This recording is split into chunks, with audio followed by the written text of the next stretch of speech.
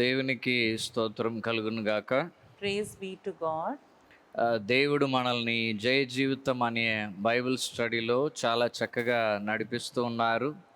God is leading us very well in this theme on victorious living. పాత నిబంధన అంతా కూడా మనము దేవుని కృపను బట్టి ఈ అంశం మీద చూసి ముగించాము. By the grace of God, we have been able to finish on this theme in the Old Testament. ఈ దినము నూతన నిబంధనలో ప్రవేశిస్తున్నాం. Today we are entering into the New Testament. అంశం అయితే జయ జీవితమే. The theme is the same, victorious living. మనము ప్రార్థన చేసి మన స్టడీలోకి వెళ్దాం. Let us pray and get into the study. పరిశుద్ధుడు అయిన మా తండ్రి, దయగల మా యేసుక్రీస్తు, O Holy Father and gracious Lord Jesus Christ, ఈ చక్కని తరుణము మాకిచ్చినందుకు స్తోత్రం. we thank you for this wonderful chance that you have given us. నీ వాక్యం నేర్చుకొనుటను బట్టి మా అంతరంగిక పురుషుని అందు మేము బలపడుతున్నాం. Lord, by learning from your word, we are being strengthened in our inner man.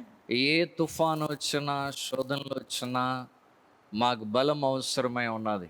No matter what storm comes, no matter what problems come, we need your strength, O Lord.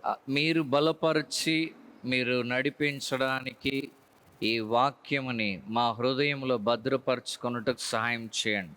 Lord, help us to treasure this word in our heart so that we will be strengthened by you. ఈ study అంతటిని ఆశీర్వదించండి. Lord, bless this study. యేసుక్రీస్తు నామములో అడుగుచున్నాం తండ్రి. In Jesus Christ's name we pray. Amen. Amen. లూకా రాసిన సువార్త 11వ అధ్యాయము 17వ వచనం నుండి ఇది మనం చూడబోతున్నాం. Today we are going to see from the Gospel of Saint Luke, chapter 11, from verse 17. లూకా సువార్త 11వ అధ్యాయము 17వ వచనం నుండి. The Gospel of Luke, chapter 11, from verse 17. 17వ వచనము మనం చదువుదాం. ఆయన వారు ఆలోచనలు ఎరిగి వారితో ఇట్లనెను, తనకు తానే వ్యతిరేకముగా వేరుపడిన ప్రతి రాజ్యమును పాడైపోవును, తనకు తానే విరోధమైన ఇల్లు కూలిపోవును. సాతానును తనకు వ్యతిరేకముగా చాలండి.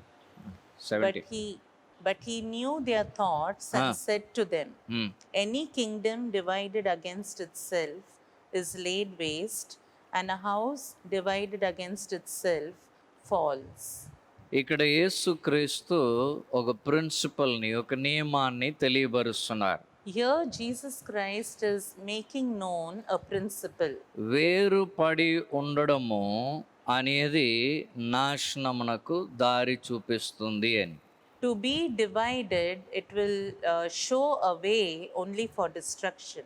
ఈ వేరుపరచబడము లేక విరుద్ధంగా ఉండడం అనేది నాశనమునకు నడిపిస్తుంది. Division always leads to destruction. ఇక్కడ ఒక రాజ్యమునకు విరుద్ధముగా ఇంకొక రాజ్యం వేరుపడి ఉండడం అని ప్రభు చెప్పారు. Here the Lord is talking about one kingdom being divided against itself. ఆ వేరుపడి ఉండడం అని బాగా ట్రాన్స్లేట్ చేశారు.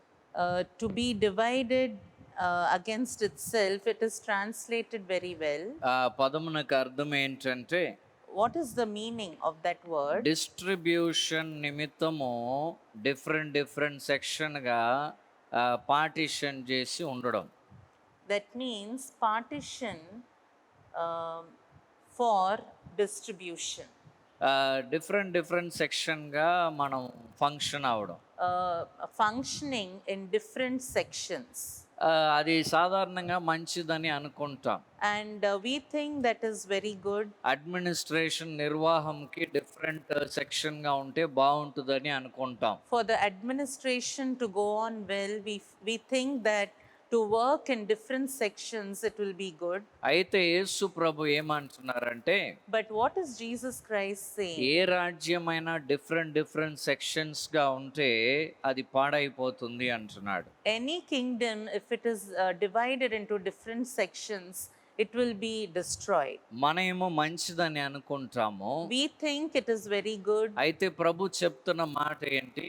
but what are the words of the Lord? ఒక రాజ్యము జయములో ఫంక్షన్ అవ్వాలంటే ఇంటర్ కనెక్టెడ్గా ఉండాలి. If a kingdom has to see victory, it has to be interconnected. ఒక్క సెక్షన్కి ఇంకొక సెక్షన్కి సంబంధం అనేది ఉండాలి. There has to be a connection between one section and the other. అది ఎన్ని విభజన చేసి ఎన్ని భాగాలుగా ఉన్నా అవి అన్నీ కూడా ఆ నిర్వహించే నిర్వాహకుడికి సంబంధం కలిగి ఉండాలి. Though it is divided in different sections, the one who is running the whole administration, it has to be connected to that. ఇది ప్రిన్సిపల్గా చెప్తున్నారు. This is the principle. ఆ తర్వాత ప్రభు ఏమంటున్నాడంటే, After that, what the Lord is saying ఒక is, ఇల్లు తనకు విరుద్ధముగా ఉన్నట్లయితే ఆ ఇల్లు పడిపోను అంటున్నాడు. if a house is divided against itself, it will fall. ఇక్కడ ఏం చెప్పారంటే విరుద్ధముగా అన్నారు. Here what he says is, if it is divided against itself.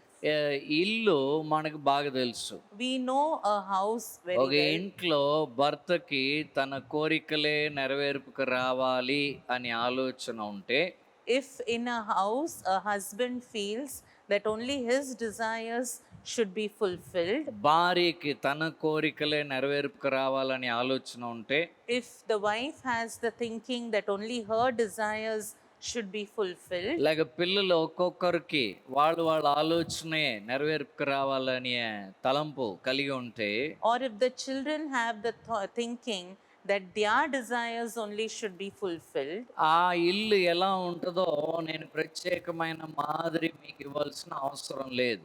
I don't have to give you a special example to explain how that house will be. అటువంటి క్రైస్తవ గృహాలు ఈనాడు ఉండడము ఎంతో బాధకరం. And and today for Christian homes to be in such a state, it is very sorrowful. అయితే అలాగే ఉంటున్నాయి. But it is like that. అది వేరు పడిన విరుద్ధముగా వేరు కాదండి, విరుద్ధముగా ఫంక్షన్ అవుతున్న ఇల్లులాగా ఉన్నది. It is like a house that is working against itself. దాని అర్థం ఏంటి? What does it mean? భర్తకున్న స్వార్థము భర్తకున్నది, భార్యకున్న స్వార్థం భార్యకున్నది, పిల్లలకున్న స్వార్థం పిల్లల్లో ఉన్నది. That means the husband's selfishness, he has his own selfishness, the wife has her own selfishness, and the same thing is seen in the children. బయటికి ఆ స్వార్థం మాత్రమే నెరవేర్పుకు రావాలని కోరుతున్నారు. And what they want is only their selfish thoughts should be fulfilled. వారికి తృప్తి రావాలి. They want satisfaction. అటువంటి ఇల్లు నిలబడదు.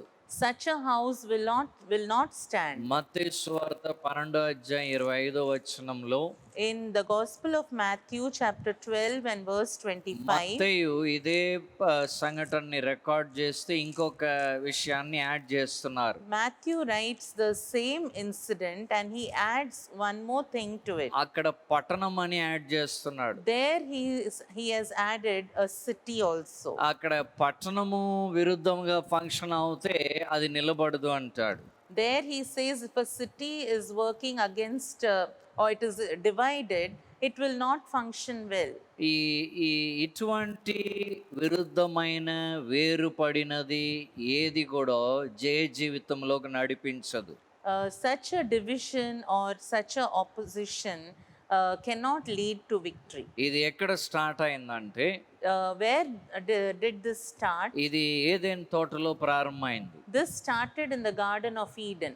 అక్కడ సహవాసం కలిగి ఆదాము అవ్వ ఉన్నారు, దేవునితో సహవాసం కలిగి. There Adam and Eve, they were in good fellowship with the Lord. అపవాది ప్రవేశించి అక్కడ ఒక విరోధ భావం తెచ్చాడు.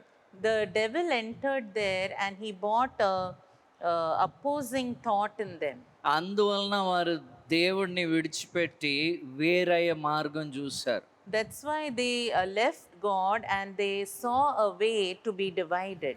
అది సెపరేట్ అయి వేరైపోయే మార్గంని వారు కనుగొన్నారు, అందుకే ఓటంలోకి వెళ్ళారు. They found a way to be separate and divided, and that's why they failed. అందుకే వారి జీవితంలో శాపంని పొందుకున్నారు. That's why in their lives they received curse, వారి ఇల్లు నిలబడలేదు. and their house did not stand. వారి పిల్లలకి ఏం జరిగిందో మనకు తెలుసు. And we know what happened to their children. ఆ కుటుంబం నిలబడలేదు. That family did not stand. వివాహ వ్యవస్థ, కుటుంబ వ్యవస్థ పాడైపోయింది. The family institution was destroyed. So ఇది ప్రారంభమైనది ఏదెన్ తోటలో. So this started in the Garden of Eden. ప్రారంభించిన వాడు లూసిఫర్.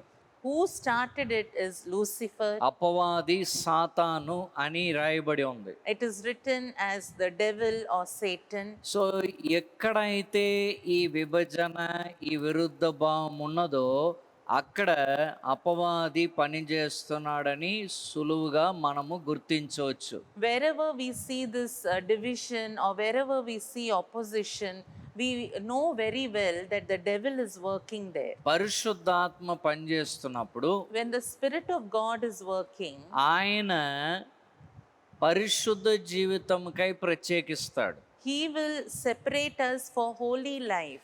ఆయన సత్యముని అనుసరించి నడవడానికి మనల్ని వేరు చేస్తాడు. He will separate us so that we can walk according to the truth. దేవుని చిత్తముని చేయుటకు పరిశుద్ధాత్మ మనల్ని పరిచి ప్రేరేపణ ఇస్తూ ఉంటాడు. The Holy Spirit God will be separating us and He will be inspiring us to live a holy life. దేవుని చిత్తముని చేయుటకు మనల్ని ప్రేరేపిస్తూ ఉంటాడు. To do the will of God, He will be inspiring us. అపవాది పని ఏంటండి? And what is the work of the devil? శాపములో, నష్టములో మానవ జాతిని నడిపించాలి. His work is to lead mankind into curse and destruction. అందుకే వాడు వేరుపరిచే కార్యక్రమాలు వేరు. That's why the program that he has to bring division, it is very different. ఉద్దేశం కూడా వేరు. His motives are different. అందుకే ఏదెన్ తోటలో ఆ కుటుంబాన్ని పాడు చేశాడు. That's why he destroyed the family in the Garden of Eden. దేవునితో ఉన్న సంబంధం నుండి వేరు చేశాడు. And he separated them from the relationship they had with God. అపవాది పనిని మన ఇంట్లో కానీ, సంఘంలో కానీ, పట్టణంలో కానీ మనం సులువుగా గుర్తించవచ్చు. We can easily recognize the work of the devil in our homes, in our church or the city. అయితే యేసు ప్రభు ఈ ప్రిన్సిపల్ని చెప్పి, So Jesus Christ told this principle, ఇచ్చి ఒక ఉదాహరణ ఇచ్చారు. and he also gave an example. ఆ ఎగ్జాంపుల్ 18వ వచనంలో ఉన్నది. That example we see in verse 18. లూకా సువార్త 11వ అధ్యాయం 18వ వచనం. Luke Gospel chapter 11 and verse 18. దయచేసి చదివి వినిపించండి. వ్యతిరేకముగా తానే వేరుపడిన ఎడల వాణ్ణి రాజ్యం ఎలాగో నిలుచును. నేను బయలేజబులు వలన దెయ్యములు వెళ్ళగొట్టుచున్నానని మీరు చెప్పుచున్నారే. నేను బయలేజబులు వలన దెయ్యములను వెళ్ళగొట్టుచున్న ఎడల మీ కుమారులు ఎవని వలన వెళ్ళగొట్టుచున్నారు? అందుచేత వారే మీకు తీర్పులై ఉందురు. 20వ వచనం కూడా చదవండి. అయితే నేను దేవుని వ్రేలుతో దెయ్యములను వెళ్ళగొట్టుచున్న ఎడల నిశ్చయముగా దేవుని రాజ్యము మీ యొద్దకు వచ్చి ఉన్నది. Thank you.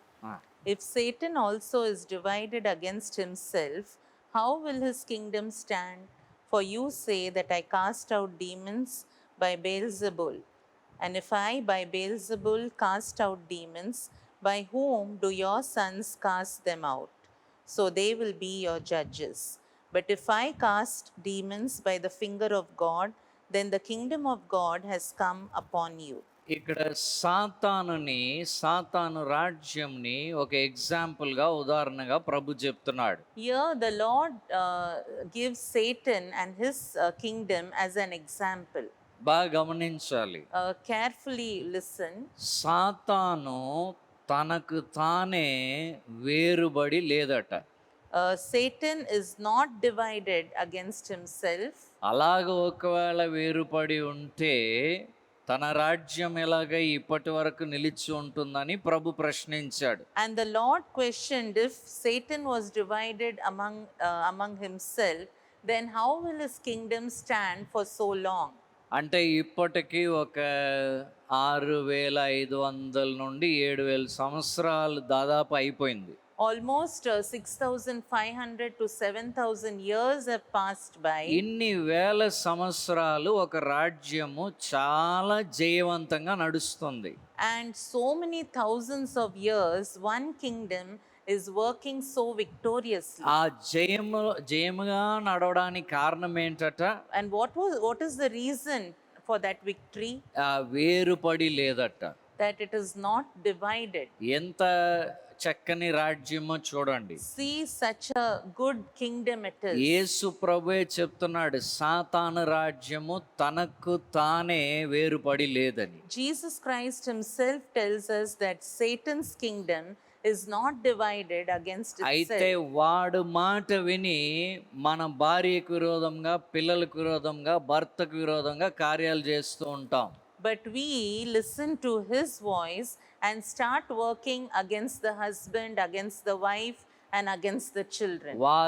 వాడు మాట విని సంఘముకు విరోధంగా కార్యాలు చేస్తూ ఉంటాం. We hear his voice and work against the church. వాడెవడండి? Who is he? వాడు రాజ్యము తనకు తానే వేరుపడిన రాజ్యం కాదు. His kingdom is not divided against itself. మరి అటువంటి చక్కగా ఐక్యతలో నడిపిస్తున్న తన రాజ్యముని నడిపిస్తా మనుషుల్ని పాడు చేస్తున్నాడు. He is leading his kingdom so well in unity, but he is destroying mankind. ఈ దినము ఈ బైబిల్ స్టడీ చూస్తున్న వారందరూ ఇదే తెలుసుకోవాలి. Today, all those who are watching and listening to this Bible study should come to know this. ఈనాడు సాతాను స్వరం, అపవాది స్వరం మనం వింటున్న వారమైతే, If we are people who will hear the voice of the devil, దానికి లోబడుతున్న వారమైతే, if we are people who obey the voice of the devil, మిమ్ముని ప్రేరేపించిన వ్యక్తి ఎవరని ముందు తెలుసుకోండి. please understand who is the person who is inspiring you. మీ ఇంటిని, సంఘాన్ని పాడజేయడానికి ప్రేరేపిస్తున్న వ్యక్తి ఎవరో తెలుసుకోండి. Know who is trying to destroy your church or your homes. వాడు మీ ఐక్యతని పాడు చేయడానికి వస్తున్నాడు. He is coming to destroy your unity. దేవునితో ఉన్న సహవాసంని పాడు చేయడానికి వస్తున్నాడు. He is coming to destroy the fellowship that you have with God. వాడు చాలా ఐక్యత కలిగిన ఒక రాజ్యంని నడిపిస్తున్నవాడు. He is leading a kingdom which has so much unity in it. ఒక ఉదాహరణ, బైబిల్లో ఉన్న ఉదాహరణ ద్వారా దీన్ని చూద్దాం. Let us see this through one example in the Bible. వివరంగా వాడి క్రియ గురించి రాయబడి ఉన్నది. And very nicely his works are explained here. మొదటి రాజుల గ్రంథము 22వ అధ్యాయం. In 1 Kings chapter 22. మొదటి రాజుల గ్రంథము 22వ అధ్యాయము 1 Kings chapter 22. 6వ వచనంలో, ఈ మొదటి 5 వచనాల్లో, In the first 5 verses, ఇశ్రాయేలుకి రాజైన ఆహాబు యూదా రాజైన యెహోషాఫాతుని యుద్ధము చేయడానికి సహాయం కోరుతాడు. King Ahab is asking King Jehoshaphat, the king of Judah, to help him in the battle. అరామ్యుల మీదకి వెళ్ళి యుద్ధం చేయడానికి, To go and war against the people of Aram. అయితే యెహోషాఫాతు అడుగుతాడు, మరి ప్రవక్తలు ఎవరినైనా మీరు ఎంక్వైరీ చేశారా అని. And Jehoshaphat, he asked whether he inquired about this to any prophet. దేవుని దగ్గర విచారణ చేశారా అని 5వ వచనంలో యెహోషాఫాతు అడుగుతాడు. And in the 5th verse we see Jehoshaphat is asking, did you inquire about the Lord? అయితే ఇశ్రాయేల్ రాజు ఏం చేస్తాడంటే, What the king of Israel does is, ఒకసారి 6వ వచనం చదువుదాం. let us read verse 6. Israel రాజు దాదాపు 400 మంది ప్రవక్తలను పిలిపించి యుద్ధము చేయుటకు రామోతిగ్లదు మీదకు పోదునా పోకుందునా అని వారిని అడిగాను. అందుకు యెహోవా దానిని రాజైన నీ చేతికి అప్పగించును గనుక పొండని వారు చెప్పిరి గాని యెహోషాపాతు విచారణ చేయుటకై వీరు తప్ప యెహోవా ప్రవక్తల్లో ఒక్కడైనను ఇక్కడ లేడా అని అడిగాను. చాలండి. Then the king of Israel gathered the prophets together, about 400 men, and said to them, Shall I go against Ramoth Gilead to battle, or shall I refrain? And they said, Go up, for the Lord will give it into the hand of the king. But Jehoshaphat said, Is there not yet a prophet of the Lord here, that we may inquire of him? ఇక్కడ 6వ వచనంలో ఏం జరిగిందండి? Here, what happened in verse 6? ఆహాబు 400 మంది ప్రవక్తల్ని పిలిపిస్తున్నాడు. Ahab called 400 prophets. ఆ 400 మంది కూడా నువ్వు యుద్ధానికి వెళ్ళి యెహోవా ఆ రాజుని నీ చేతికి అప్పగిస్తాడని చెప్పారు. And he said that all those 400 told that the Lord will give up. No. యెహోవా ఆ రాజుని నీ చేతికి అప్పగిస్తాడు. The Lord will give that king into your hand. అయితే యెహోషాపాతు అడుగుతున్నాడు. And Jehoshaphat is asking. ఏమడుగుతున్నాడు 7వ వచనంలో? What is he asking in verse 7? యెహోవా ప్రవక్త ఒకరైనను లేరా? Is there not yet a prophet of the Lord here? అయితే ఉన్నాడు అని చెప్తారు. And they say, yes, he. ఆహాబు they are. చెప్తాడు ఉన్నాడు అని. Ahab is saying, yes, there is. అప్పుడు ఎవరంటే మికాయా అని ఒకడు ఉన్నాడులే అంటాడు. And he says that one prophet Micaiah is there. వాడు ఎప్పుడు నా గురించి కీడే చెప్తూ ఉంటాడు, చెడే చెప్తూ ఉంటాడు. He will always tell evil about me. ఎప్పుడు ప్రవచిస్తే నాకు చెడే ప్రవర్తిస్తాడు. Every time only evil things he will prophesy about me. అయితే అలా చెప్పకండి, పిలవండి, ఆయన్ని పిలవండి, అడుగుదాం అంటాడు జెహోషాపాతు. And Jehoshaphat says, don't say like that, but you call him here. ఆయన వస్తున్నాడు. He comes. ఆయన వచ్చి 14వ వచనంలో ఏమన్నారంటే, He comes, and in verse 14, what did he say? యెహోవా నా జీవము తోడు, ఆయన ఏం సెలవిస్తే అదే నేను చెప్తానన్నాడు. He said, as the Lord lives, what the Lord says to me, that I shall speak. ఏంటి చెప్పమంటారు? And they say, what it is, tell us. మీరు వెళ్ళండి, దేవుడు ఆ రాజుని అప్పగిస్తాడు అంటాడు. You go, God will give that king into your hand. అయితే 16వ వచనం మనం చదువుదాం. Let us read verse 16. మొదటి రాజుల గ్రంథము 22వ అధ్యాయం 16వ వచనం. First Kings chapter 22 and verse 16. అందుకు రాజు నీ చేత ప్రమాణము చేయించి యెహోవా నామమును బట్టి నిజమైన మాటలే నీవు నాతో పలుకవలసిందని నేనన్ని మార్లు నీతో చెప్పితునని రాజు సెలవీయగా. చాలండి. Then the king said to him, how many times must I adjure you to speak to me nothing but the truth in the name of the Lord? యెహోవా నామం పేరట సత్యమే నువ్వు చెప్పాలని ప్రమాణం చేయించాను కదా. I had adjured you so many times to speak only the truth in the name of the Lord. చాలా సార్లు నేను చేశాను కదా. So many times I did it. కాబట్టి సత్యమే నువ్వు చెప్పు అంటాడు మికాయాని చూసి. So he sees Micaiah and says, you speak only the truth. ఇప్పుడు సత్యం చెప్తున్నాడు 17వ వచనంలో. In verse 17 he is speaking the truth. ఇశ్రాయేలీలందరూ ఆ పర్వతం మీద చెదిరిపోయి ఉన్నట్లు నేను చూస్తున్నాను. I saw all Israel scattered on the mountains, కాపరి లేని గొర్రెల వలె చెదిరిపోయి ఉన్నారు. like sheep which have no shepherd. అంతేకాదు, Not only that, 19వ వచనం. verse 19. మికాయా ఇట్లా నేను యెహోవా సెలవిచ్చిన మాట ఆలకించుము. యెహోవా సింహాసనాసీనుడై ఉండగా పరలోక సైన్యం అంతయు ఆయన కుడి పార్శ్వమును ఎడమ పార్శ్వమును నిలిచి ఉండుట నేను చూచి తిని. 20 కూడా చదవండి. ఆహాబు రామోతిగిలాదు మీదకి పోయి అక్కడ ఓడిపోనట్లుగా ఎవడు అతన్ని ప్రేరేపించునని యెహోవా సెలవీయగా. 21 కూడా. ఒకడు ఈ విధముగా మరొకడు ఆ విధముగా యోచన చెప్పుచుండురి. అంతలో ఒక ఆత్మ ఆ, ఎదుటికి వచ్చి యెహోవా సన్నిధిని నిలువబడి ఆ. నేను అతనిని ప్రేరేపించదేననగా చాలండి చాలండి. Micaiah said, Therefore, hear the word of the Lord. I saw the Lord sitting on his throne, and all the host of heaven standing by him on his right and on his left. The Lord said, Who will entice Ahab to go up and fall at Ramoth Gilead? And one said this, while another said that. Then a spirit came forward and stood before the Lord and said, I will entice him. 400 మంది ముందుగుండా ప్రవచనం చెప్పేశారు. 400 prophets have already prophesied, యెహోవా ప్రవక్త అయిన మికయ కూడా ప్రవచించాడు. and even the Lord's prophet Micaiah also has prophesied. ఇప్పుడు ఏం చూశాడో ఆయన చెప్తున్నాడు ఇక్కడ. Now he's telling what he saw. అక్కడ దేవుడు ఉన్నాడు, He saw the Lord, ఆయన కుడి పార్శ్వంన ఎడం పార్శ్వంన ఉన్నారు. and all the host of heaven were on the left and on his right.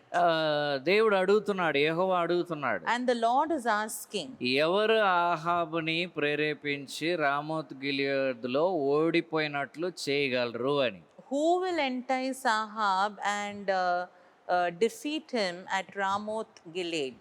ఎవరు ఆహాబుని ప్రేరేపించి రామోత్ గిలియదుకు వెళ్ళి అతడు ఓడిపోయినట్లు చేయగలరు. Who will entice Ahab to go up and fall at Ramoth Gilead? So వెంటనే ఒక ఆత్మ వచ్చి చెప్పిందట, నేను ప్రేరేపిస్తానని. Immediately one spirit came and said, I will entice. ఇది మికయ చూస్తున్నాడు. This Micaiah is seeing. ఇదే మనం కూడా ఇప్పుడు చూస్తున్నాం, తెలుసుకుంటున్నాం. Even this now we are seeing, we are coming to know. యెహోవా ఎలాగని అడుగుతున్నారు. And Jehovah asks, how? నేను వెళ్ళి ప్రవక్తలందరి యొక్క నోట్లో మోసపుర్చే అబద్ధమాడి ఆత్మగా నేను పనిచేస్తాను అని చెప్పినాయి. 22వ వచనంలో. Verse 22, the Lord said to him, how? And he said, I will go out and be a deceiving spirit in the mouth of all his prophets. 22వ వచనం చదువుదాం తెలుగులో. అందుకతడు ఆ, నేను బయలుదేరి అతని ప్రవక్తల నోట అబద్ధమాడు ఆత్మగా ఉందునని చెప్పగా ఆ, ఆయన నీవు అతన్ని ప్రేరేపించి జయము నొందుదువు, పోయి ఆ ప్రకారము చెయ్యమని అతనికి సెలవిచ్చెను. ఏం చెప్పాడండి దేవుడు? What did the Lord say? నువ్వు వెళ్ళి ప్రేరేపించి జయం పొందేదవు, అలాగే చేయము అని చెప్పి పంపించాడు. The Lord said, you go and you will see victory. అతన్ని ప్రేరేపించి జయం పొందాలి అని చెప్పి నువ్వు వెళ్ళు అని చెప్పి యెహోవా చెప్పాడు. The Lord said, you go and you should entice him and you should also prevail. So ఎంత చక్కగా ఒక్క ఆత్మ 400 మంది నోట్ల అబద్ధమాడే ఆత్మలుగా ఐక్యముతో పనిచేస్తున్నాయో చూడండి. And here we can see how that spirit worked in unity upon 400 prophets. 400 మంది కూడా ఒకే అబద్ధము చెప్పి All the 400 prophets said the same lie. ఇలాగే సాతాను యొక్క రాజ్యము ఫంక్షన్ అవుతుంది. In such a way the kingdom of Satan works. అది వేరుపడిన రాజ్యం కాదు, That is not a kingdom that is divided. ఐక్యముతో ఉన్న రాజ్యము. It is a kingdom that is very united. అందుకే నువ్వు వెళ్ళి జయించదవు అన్నాడు. That's why you will go and prevail. He said. దేవుడే చెప్పాడు, The Lord himself told that. నువ్వు వెళ్ళి అలాగే చెయ్యి అన్నాడు. He said, you go and do the same thing. అలాగే ప్రవక్తలందరూ ప్రవచించారు. So in the same way all the prophets prophesied. ఆ మాట విని ఆహాబ్ యుద్ధానికి వెళ్ళాడు. And Ahab heard those words and he went for battle. వేషం వేసుకొని వెళ్ళాడు. He went in disguise. అయితే ఓడిపోయాడు, But he failed. చచ్చిపోయాడు, He died. మరణానికి గురి అయ్యాడు. And he died. he died. అట్టి రీతిలో దేవుడు కార్యం సాతాను రాజ్యము ఫంక్షన్ అవుతుంది. In such a way, the kingdom of Satan works. ఇదే దేవుడిచ్చిన ఉదాహరణ. This is the example that God gives.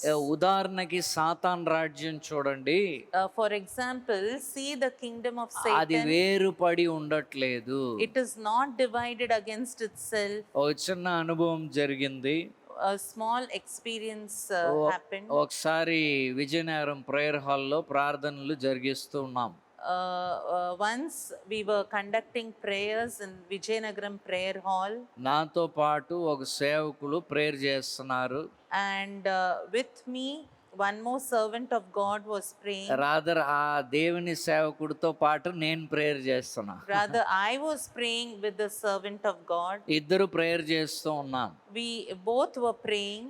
అక్కడ ఒక ముగ్గురు నలుగురు దురాత్మలు పట్టిన వారు ఉన్నారు. There 3 to 4 demon possessed people were there. ఒక ఇద్దరికి కొంచెం తగ్గిపోయింది.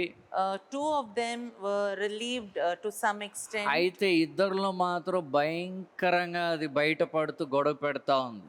But in the other 2, the evil spirit was manifesting. బాగా గొడవ పెడుతుంది. And it was really disturbing. So ముందున్న ఆమె కేకలేస్తా ఉంది. The lady who was little in the front, she was crying out. ఇంకొక ఆమె కొంచెం వెనక ఎడమవైపు ఉంది, నాకు ఎడమవైపు. And one more lady was towards my left. Sudden గా ఆమె లేచి Suddenly she stood up. వచ్చి ముందున్న ఆమెని ఒక దెబ్బ వేసి She came so fast and she gave one to the lady who was in the front. నువ్వు ఊరుకో, నేను మాట్లాడుతున్నాను కదా అంది. And she said, "You keep quiet, I'm talking." ఒక దయ్యం ఇంకొక దయ్యానికి కమాండ్ ఇచ్చింది. One demon commanded another demon. అది కొట్టి కమాండ్ చేసింది. And hit that person and commanded it. అప్పటి నుండి ఈమె నెమ్మది అయిపోయింది. From that time, this lady became quiet. అదేమో చాలా వాదిస్తా ఉన్నది. And that one was arguing a lot. అప్పుడు ఐక్యం కనబడింది. There I could see the unity. ఒక దయ్యము ఇంకొక దయ్యాన్ని ఆపు, నువ్వు నేను మాట్లాడుతున్నానంటే అంతే లోబడిపోయింది. One demon, when it came and gave a command to another demon to keep quiet, it just obeyed. దాదాపు ఆమెలో ఈమెలో ఒక 5-6 దయ్యాలు ఉన్నాయి అక్కడ. The one lady had 2 spirits and 3 in the other lady.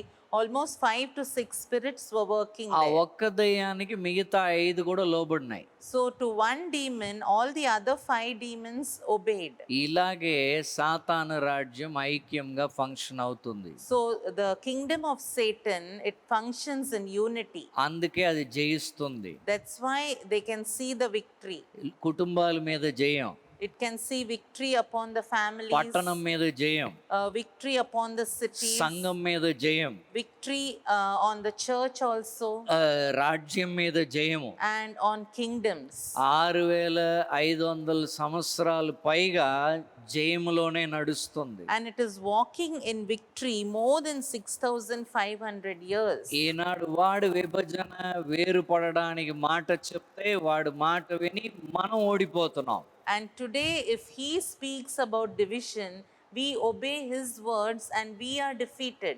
ఎంత దుర్గతియో చూడండి మన పరిస్థితి. See, we are in such a pathetic state. మనం వినవలసిన అవసరం లేదు, We don't have to listen, అయితే మనం వింటున్నాం. but we are listening. ఇక్కడ లూకా సువార్త 11వ అధ్యాయంకి వద్దాం. Let us come back to Luke chapter 11. లూకా సువార్త 11వ అధ్యాయము Gospel of Luke chapter 11. 22వ వచనంలో In verse 22, యేసు ప్రభు ఒక విషయం చెప్పారు. Jesus Christ is saying one thing. చదువుదామండి. అయితే అతని కంటే బలవంతుడైన ఒకడు అతని పైబడి జయించినప్పుడు అతడు నమ్ముకొనిన ఆయుధములన్నిటినీ లాక్కొని అతని ఆస్తిని పంచిపెట్టెను. చాలా. But when someone stronger than he attacks him and overpowers him, he takes away from him all his armor on which he had relied and distributes his plunder.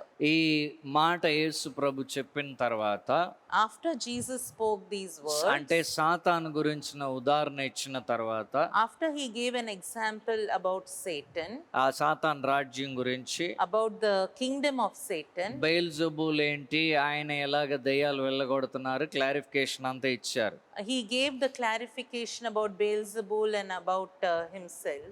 అయితే ఆయన ఎలా దయ్యాలు వెళ్ళగొడుతున్నారో అది తెలియపరిచారు. He told how he casted out demons. 21, 22 వచనాల్లో In verse 21 and verse 22, ఒక బలవంతుడు ఉన్నాడు, a strong man is there. మొత్తం ఆయుధం ధరించుకున్నాడు, He has all the armor with him, తన ఇంటిని జాగ్రత్తగా కాపాడుకుంటున్నాడు. and he is taking care of his home very well. Verse 21, తన ఇంటిని జాగ్రత్తగా కాపాడుకుంటున్నాడు, He guards his own house, తన ఆస్తి అంతా కూడా ఏ గొడవ లేకుండా చాలా భద్రంగా ఉన్నది. and his possessions are undisturbed. అయితే అతనికంటే బలవంతుడు ఒకడు వెళ్ళి But someone stronger than he, అతని మీద దాడి చేసి అతన్ని లోబర్చుకోగలిగితే, జయిస్తే, if he can go and attack that person and overpower him, ఆ పదం ముఖ్యమైనది, that జయించగలిగితే, if he can overpower him, అంటే అధికారంలో తీసుకోగలిగితే, that means if he can take him under his authority, అతని దేని మీద ఆధారపడ్డాడో అతని ఆయుధాలన్నీ తీసివేయగలిగితే, if he can take away all the armor on which he relied, అప్పుడు ఆ దోపుడు సొమ్ము అంతా పంచిపెట్టును. then he will distribute all the plunder. ఇక్కడే జయం గురించి యేసు ప్రభు చెప్తున్నాడు. Here we see about victory. Jesus is saying, సాతాను రాజ్యము ఎన్ని సంవత్సరాలు ఉన్నా, the kingdom of Satan, though it is for so many years, ఎంతో ఐక్యముగా ఉన్నా, so united it may be, వేరు పడకుండా ఉన్నా, though it is not divided, ఆ సాతాను రాజ్యం మీద జయముని దేవుడు ఏర్పాటు చేశాడు. but God has arranged victory over that kingdom. ఈ జయమునకు యేసు ప్రభు ఒక పదం వాడాడు. And for this victory, Jesus used a word. ఆ పదమునకు అర్థం ఏంటంటే, What is the meaning of that word? వాని కార్యాలని కంట్రోల్లోకి తీసుకురావడం, That means to bring his works under control, అధికారం వహించడం. to have authority over it. దీనిని యేసు ప్రభు చేశాడు. And Jesus did this. ఇది కొలోస్సీలకు రాసిన పత్రిక, In the letter to the Colossians, కొలోస్సీలకు రాసిన పత్రిక in the letter to the Colossians, 2వ అధ్యాయము 2nd chapter, 15వ వచనంలో ఇది రాయబడి ఉన్నది. it is written in verse 15. ఆయన ప్రధానులను అధికారులను నిరాయుధుడుగా చేసి, He has disarmed the rulers and authorities. ఇక్కడ మనం 22వ వచనంలో యేసు ప్రభు ఏం చెప్పారండి? Here in verse 22, what did Jesus Luka say? 11:22లో, In Luke 11:22, వాడు ఏ ఆయుధం మీద ఆధారపడి ఉన్నాడో ఆ బలవంతుడు ఆయుధం అంతా తీసివేయగలిగితే, if we can take off all the armor on which that strong man relied on, అప్పుడు ఆ బలవంతుడు ఏం చేస్తాడంటే పంచి పెడతాడని. then the stronger man will be distributing the plunder. ఇక్కడ బలవంతుడుగా యేసుక్రీస్తు ఏం చేశారంటే, Here as a strong man, Jesus Christ, what did he do? అతని కంటే బలవంతుడుగా సిలువలో సాతానుని నిరాయుధుడుగా చేశాడు. He was stronger than Satan, and on the cross he disarmed the rulers and authorities. సాతాను యొక్క ఆయుధాలన్నిటినీ తీసివేశాడు. He removed all the armor of the devil, అన్నిటిని లయపరిచాడు. and he destroyed everything. ఈనాడు అపవాది నిరాయుధుడుగా ఉన్నాడు. Today the devil is without any armor. సిలువ మరణం, యేసుక్రీస్తు సిలువ మరణం తర్వాత గత 2000 సంవత్సరాలుగా సాతాను నిరాయుధుడుగా ఉన్నాడు. After the death of Jesus Christ on the cross, Satan is disarmed. అది ఆయన రహస్యంగా చేయలేదు, that he has not done it in a secret way. బాహోటముగా కనబరచను అని చెప్తున్నాడు పౌల్ గారు. And Paul says he has made a public display of it. దయచేసి 15వ వచనం చదువుదాం ప్రధానుల అధికారులని. Let us read verse 15. కొలోసి 2:13 నుండి 15 కలిసి ఉంటుంది, అది మాత్రం చదవండి. ఆయన ప్రధానులను అధికారులను నిరాయుధులుగా చేసి ఆ, సిలువు చేత ఆ, జయోత్సవముతో వారిని పెట్టి తెచ్చి బాహాటముగా వేడుకకు కనుపరచెను. సిలువ చేత జయోత్సవంగా వాడిని పట్టి తెచ్చి బాహోటంగా వేడుకకు కనబర్చెను. 15 I should. Yeah, When he had disarmed the rulers and authorities, he made a public display of them, having triumphed over them through him. యేసుక్రీస్తు public బాహోటంగా కనబర్చాడు. Jesus Christ made a public display. సిలువ మరణము రహస్యంగా జరగలేదు, The death of Jesus on the cross did not happen in a secret way. Public గానే అపవాది అందరినీ ప్రేమించి సిలువ వేయించాడు యేసుక్రీస్తుకి, ప్రేరేపించి. The devil inspired everyone to kill Jesus on the cross in a public way. అందరి ముందు వేలాడుతూ చనిపోయాడు. And he died. He was hanging in front of everybody and he died. సాతాను గెలిచినట్లు కనబడింది. And it seemed that devil had the victory. అయితే మూడవ దినము ఆయన లేచాడు, But on the third day he rose again. మరణాన్ని జయించాడు, He overcame death. అపవాది క్రియల్ని జయించాడు. He overcame the works of the devil. 40 దినాలు ఈ భూమి మీద ఆయన తను తాను కనబరుచుకున్నాడు. 40 days he appeared and revealed himself on the earth. అంత కూడా పబ్లిక్ గానే బాహోటంగానే జరిగింది. Everything happened in a public way. ఇది చరిత్రలో రికార్డ్ అయిన సంఘటన. And this is recorded in history. అదే పౌల్ గారు చెప్తున్నారు. That's what Paul is saying. వాడి నిరాయుధుడై ఉన్నాడు. He says he is disarmed. యేసు ప్రభు లూకా 11:22లో చెప్పింది. Jesus Christ, what he said in Luke 11, ఆ దానిని నెరవేర్చాడు ఆయన శిలువ మరణం పునరుద్ధానం ద్వారా. he fulfilled it on the cross of Calvary and through his resurrection. ఆ శిలువ మరణం పునరుద్ధానం ద్వారా, Through the death on the cross and through the resurrection. ఇప్పుడు సంగతి ఏంటి? Now what is the matter? ఆయన జయించాడు కదా, Now he has won. 2000 సంవత్సరాలు అయిపోతుంది కదా. 2000 years have gone by. అయితే మీ సంగతి నా సంగతి ఏంటి ఈనాడు? Now today, what about you and what about me? 23వ వచనంలో ఆ నియమాన్ని చెప్తున్నాడు, లూకా 11:23లో. In Luke 11 and 23, Jesus tells about that principle. జయించాడు కాబట్టి ఇప్పుడు ఒక నియమం చెప్తున్నాడు. Because he has won the victory, now he is giving a principle. అది ఏంటో చూడండి. Let us see what is Luka that. 11:23. నా పక్షమున ఉండనివాడు నాకు విరోధి, ఆ, నాతో సమకూర్చునివాడు చెదరగొట్టువాడు. ఆ. He who is not with me is against me, and he who does not gather with me scatters. నేను సిలువలో జయించాను అపవాదిని, I won victory over the devil on the cross. నువ్వు నాతో ఉంటే If you are with me, నువ్వు నాకు విరోధి కాదు. you are not against me. నువ్వు నాకు వేరుపడి నువ్వు ఉంటే, If you are divided or Separate, separated from me, నువ్వు నాకు విరోధివి. you are against me. బాగా అర్థమవుతుందా అండి? Are you understanding it very well? తనకు తానే వేరుపడిన రాజ్యం ఏది నిలబడదు. If a kingdom is divided against itself, it cannot stand. ఇప్పుడు యేసుక్రీస్తు రాజ్యము సంఘం అనే రాజ్యంని స్థాపిస్తా ఉన్నాడు 2000 సంవత్సరాలుగా. Now Jesus Christ is establishing his kingdom for more than 2000 years. సంఘం అనే రాజ్యంని స్థాపిస్తున్నాడు. The kingdom that is his church. ఈ సంఘము ఆయన కడుతున్నది. This church he is building. మనం ఆయనతో పాటు ఉంటే If we are with him, ఆ సాతాను నిరాయుధుడుగానే ఉంటాడు. the devil will remain disarmed. దానిని మనం చూడగలము, That we can be able to see. మనం అధికారం వహించగలం. we can have authority. తన దగ్గర ఉన్నదంతా దోచుకొని పంచిపెట్టగలం. We can take all his plunder and we can distribute it. మత్తయి సువార్త 12వ అధ్యాయంలో In the Gospel of Matthew chapter 12, ఇదే విషయాన్ని మత్తయి రాస్తూ the same thing Matthew is writing, తనతో ఉన్న సామగ్రి అంటాడు. and he says all the things that he has.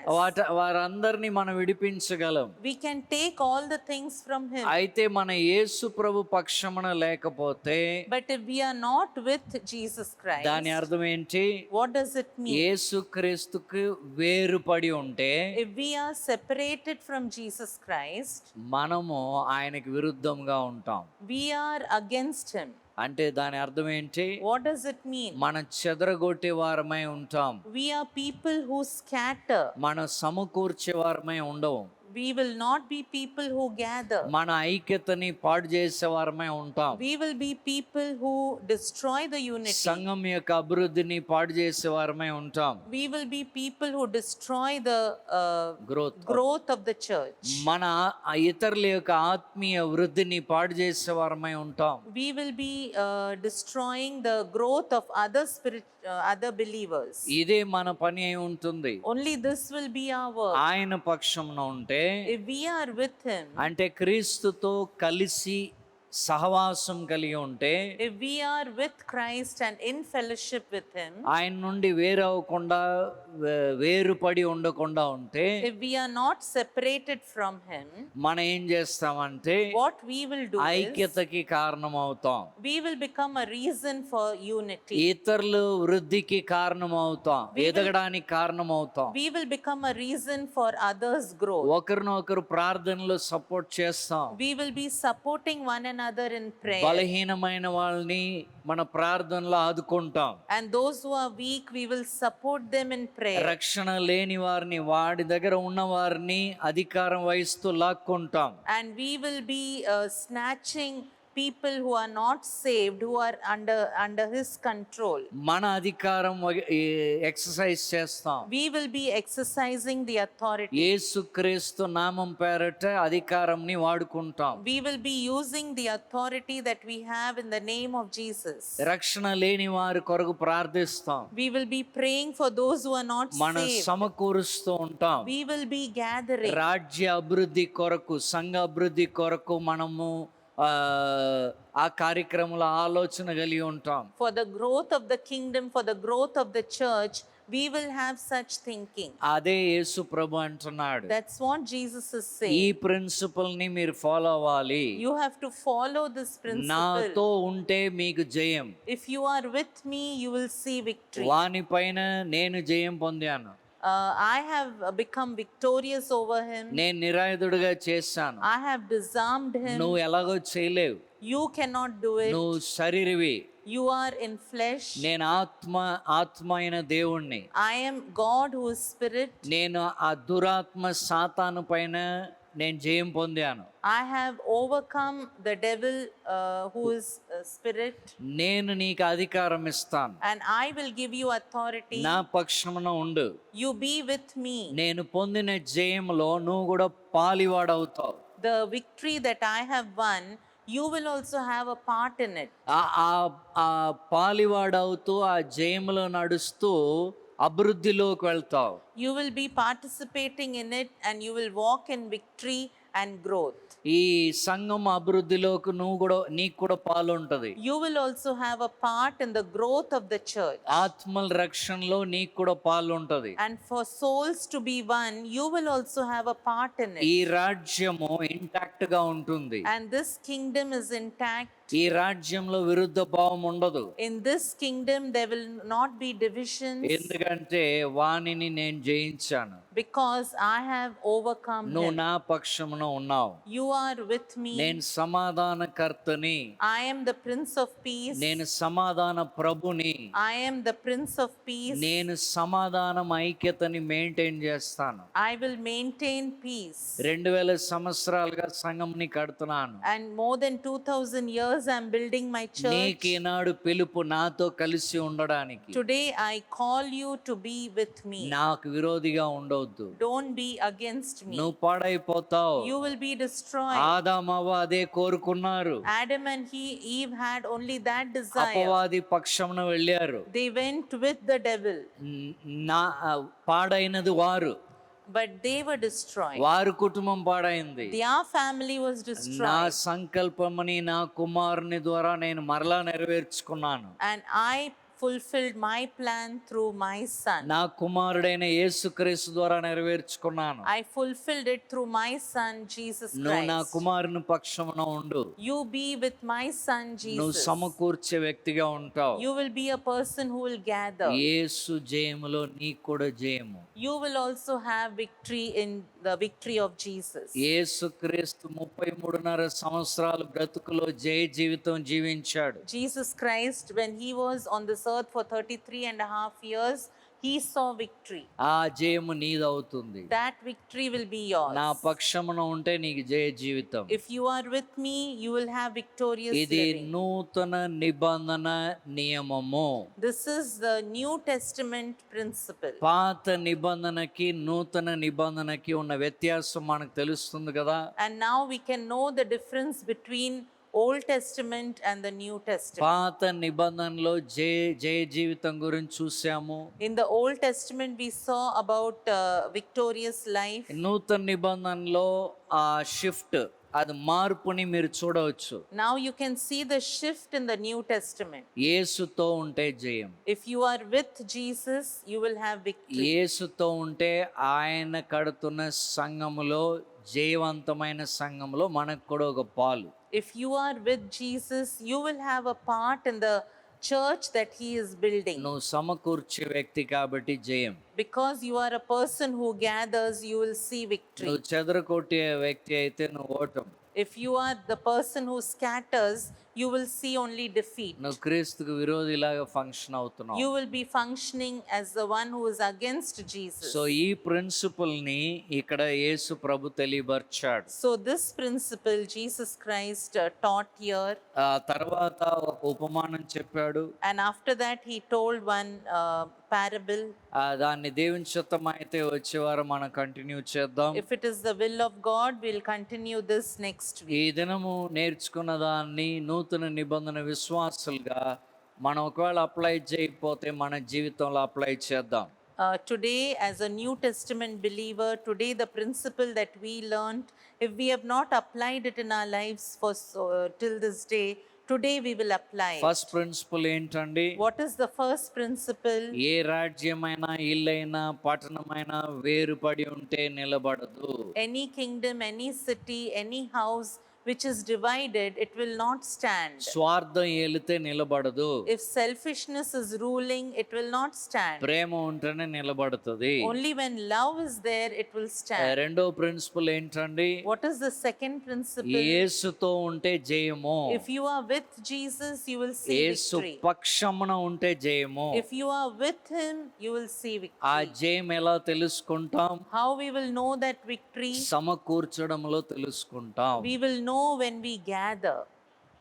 సమకూర్చడంలో, in gathering. In gathering, we will know that. చెదరకొట్టడంలో మనం ఎంత ఓటములో ఉన్నామని తెలుసుకుంటాం. And in scattering, we will know in how much defeat we are. నా జీవితం వలన ఎవరు ఆత్మీయంగా బాగుపడలేదంటే నేను వేరుపరచబడిన వాడై ఉన్నానని అర్థం యేసు నుండి. If nobody is being strengthened spiritually because of me, then it means that I am separated from Jesus Christ. క్రీస్తు నుండి వేరుపడి ఉన్నాను. I am separated from Jesus అయితే Christ. క్రీస్తు విరోధినై ఉన్నాను. I am against Jesus Christ. ఈనాడు మీరు తెలుసుకోవచ్చు. Today you can know that. మీరు యేసు పక్షమున వచ్చేయచ్చు. You can come back to Him. మీ జీవితాన్ని జయ జీవితంగా మార్చుకోవచ్చు. You can change your life into victorious me life. ఇంట్లో మీరు జయానికి కారణం అవుతారు. You will become a reason for victory in your home. మీ సంఘంలో మీరు జయానికి కారణం అవుతారు. In your church, you will become the reason me for victory. మీ పట్టణానికి మీ ప్రార్థనలు బట్టి ఆశీర్వాదం And వస్తుంది. because of your prayers, your city will be blessed. మీ దేశం మీ ప్రార్థనలు బట్టి స్వస్థత పొందుకుంటది. And your country will see healing because of your prayers. మీరే జయమునకు కారణం అవుతారు. You will become the reason for the victory. ప్రార్థన చేద్దాం. Let us pray. పరిశుద్ధుడైన మా తండ్రి, O Holy Father, ఈ స్టడీలో మమ్మల్ని నూతన నిబంధన స్టడీలో మమ్మల్ని నడిపించినందుకు వందనాలు. Lord, we thank you for leading us into the study of the New Testament. ఈ జయ జీవితం అనే అంశంలో నడిపించినందుకు వందనాలు. Thank you for leading us in the theme of victorious life. తండ్రి, మీరు చెప్పిన 2 నియమాలని మేము నేర్చుకున్నాం. Lord, today we learned 2 principles మీరు చెప్పిన ఉదాహరణ నుండి నేర్చుకున్నాం. and we have learnt it from the example that you have given. ప్రభా, దాన్ని మా జీవితంలో అప్లై చేయటకు సహాయం చేయండి. Lord, help us to apply it in our lives. మా ఇల్లు ఎలా ఉన్నది, Lord, how is our house? మా చర్చ్ ఎలా ఉన్నది, How is our church? మా సహవాసం ఎలా ఉన్నది, How is our fellowship? దేవునితో ఎలా ఉన్నది, How is it with God? నేను దేవుని పక్షమున ఉన్నానా లేదా, Am I with God or no? నా ఇంట్లో జయానికి నేను కారణం అవుతున్నానా లేదా, Am I becoming a reason for victory in my home or no? నా సంఘంలో జయానికి నేను కారణం అవుతున్నానా లేదా, Am I becoming a reason for victory in my church? సమకూర్చే వ్యక్తిగా ఉన్నానా లేదా. Am I a person who gathers or no? తండ్రి, ఈ ప్రశ్నలు వేసుకొని Father, help us to ask these questions. మా హృదయాన్ని యథార్థంగా పరిశీలన చేసుకొని నీ పక్షమున రావుటకు సహాయం చేయండి. Help us to honestly examine our hearts and come back and be with you. ఎవరైతే మేము నీ పక్షమున ఉన్నామో, And whoever of us who are with you, మేము సమకూర్చే వారంగా ఉన్నామా లేదా అని తెలుసుకొనుటకు సహాయం చేయండి. help us to know whether we are gathering or no. మేము అభివృద్ధి నిమిత్తము మేము కాంట్రిబ్యూట్ చేస్తున్నామా లేదా అని ప్రశ్నించుకోవడానికి కృప చూపించండి. Lord, help us to question ourselves and to see whether we are helping in gathering. అభివృద్ధిలో నడిపించుటకు మేము కాంట్రిబ్యూట్ చేస్తున్నామా లేదా ప్రశ్నించుకోవడానికి సహాయం చేయండి. Help us to question ourselves whether we are helping in contributing to the growth of the church. కృప చూపించండి. Lord, give us your grace. మా సంఘంని ఆశీర్వదించండి. Lord, bless our church. మా కుటుంబాలని దీవించండి. Lord, bless our families. అపవాది పెడుతున్న ప్రేరణలన్నీ ఎదిరించుటకు సహాయం చేయండి. Lord, help us to resist every inspiration from the devil. అపవాది ఎప్పుడు విరోధ భావమే పెడతాడు. Lord, every time the devil will bring an opposing thought in us, అది వేరైపోవటకే ఆలోచన పెడతాడు. he will put the thinking to be separated from you. పాడు చేయడానికి సమాధానాన్ని ఆలోచన పెడతాడు. He will put the thoughts to destroy the peace in us. ఈ దినం మేము గుర్తించిన వారమై దాన్ని ఎదిరించి జయించుటకు సహాయం చేయండి. Lord, help us to recognize it. Help us to resist and overcome it, Lord. ఈ దినము నుండి సిలువలో మీరు పొందిన జయములో మాకు పాలున్నదనే సత్యముతో నడువుటకు సహాయం చేయండి. Lord, today help us to know the truth that we have a part in the victory that you have won on the cross, and help us to walk in it. ఈ స్టడీని ఆశీర్వదించండి. Lord, bless this study. వింటున్న ప్రతి బిడ్డ వారి కుటుంబాన్ని దీవించండి. All those who watch and all those who are hearing, Lord, bless each one of them. వారి కుటుంబాన్ని దీవించండి. And bless their families. సంఘముని దీవించండి. And bless the church. యేసుక్రీస్తు నామములో అడుగుచున్నాం తండ్రి. In Jesus Christ's name we pray. Amen. Amen. మన తండ్రి అయిన దేవుని ప్రేమయు, యేసుక్రీస్తు వారి కృపయు, పరిశుద్ధాత్మ దేవుని సన్నిధి సహవాసము సదాకాలము తోడై ఉండి జయములో నడిపించునుగాక. Amen. Amen. Amen. God bless you all. Thank you all. Praise the Lord.